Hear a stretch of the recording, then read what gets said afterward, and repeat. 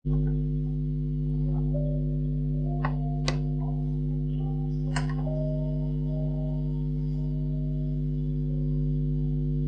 ऐसा होता है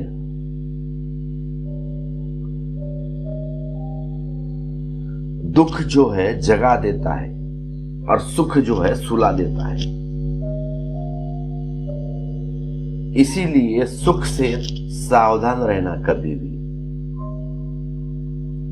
दुख इतना बड़ा अभिशाप नहीं जितना सुख है, क्योंकि दुख में तो कोई सो ही नहीं सकता। दुख की पीड़ा जगाए रखती है और सुख में आदमी सो जाता है।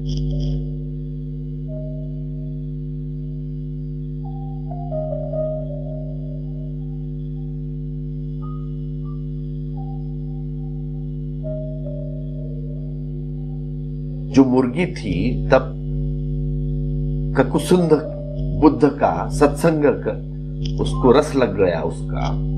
उस परिणाम वरुष राजकुमारी हो गई और राजकुमारी से तो पाखाने में कीड़े को देखकर बोध उत्पन्न हो गया।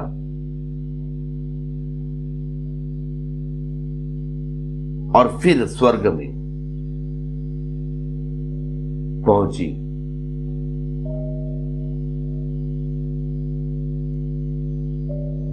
कितनी बार अनेक योनियों में भटक भटक के भटकना बहुत हो चुका।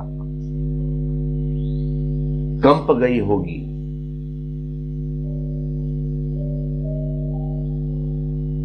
कि कभी शायद मैं भी पाखाने का कीड़ा रही होगी या कभी हो जाऊं। उस अवस्था में मोह तृष्णा क्षीण हो जाती है, उसकी भी हो गई।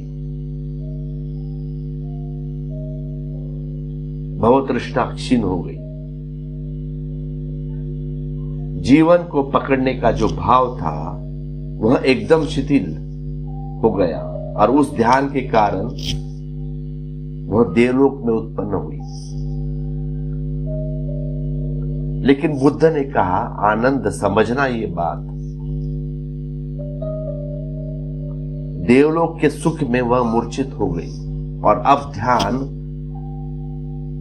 धन के चुक जाने के कारण इस पृथ्वी पर पुनः सूअर की बेटी होकर पैदा हुई।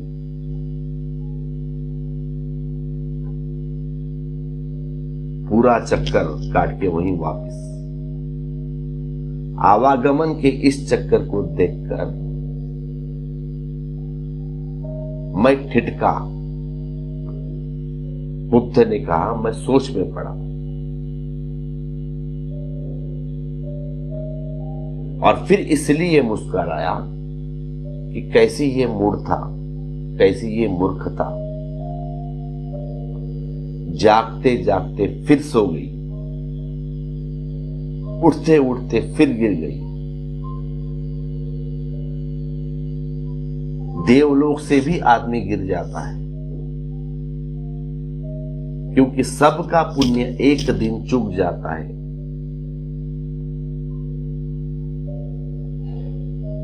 लेकिन समाधि से कोई नहीं गिरता।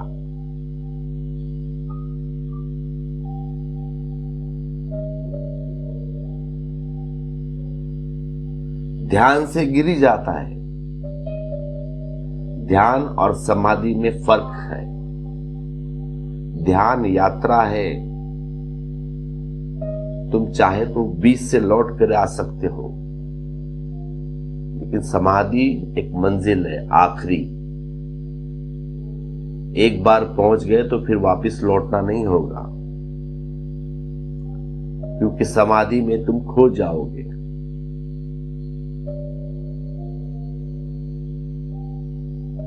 वहां से लौटने का सवाल ही नहीं। और जब तक निर्वाण न घट जाए तब तक गिरने का डर नहीं।